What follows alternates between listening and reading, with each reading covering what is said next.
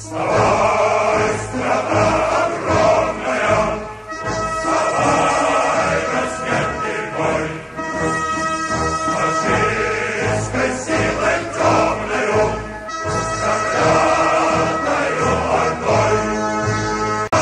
Народная, священная война.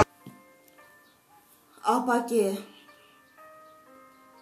ак sütünden aylanayın apakem. Men senin kanday adam ekeningdi bilbesem, bul katты жазбайт болчум. Senin akılmandığına,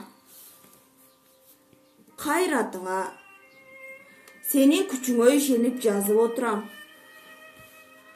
Ошентсе да эмне деп түшүндүрүп, эмне деп айтууга сөз таба албай, кандай ак баракты тиктеп отурган кезим. Мен согушта жүрүп, эрдик көрсөтөйүн деп эч качан ойлогон эмесмин. Эңсеген эмес элем. Мен өзүмдү эң бир жөнөкөй, эң бир асыл ишке, мугалимдикке даярдап жүргөм. Заманым ушул экен. Балдарды тамга таанытып окутуунун ордуна курал кармап жоокер болдум. Ал менин айыбым эмес. Бир сааттан кийин мен мекенин тапшырган ишке барып, кайра кайтпаймын. Душмандын таалуу жерине барып, аны кыйратып, өзүм да жок болом.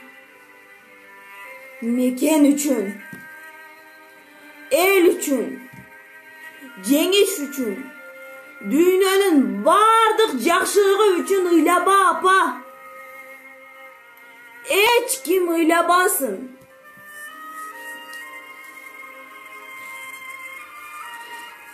Кош, түбөлүккө кайыр кош.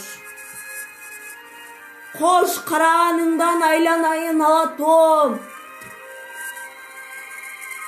Сенин мугалим оолуң Майсалбек Субанкулов.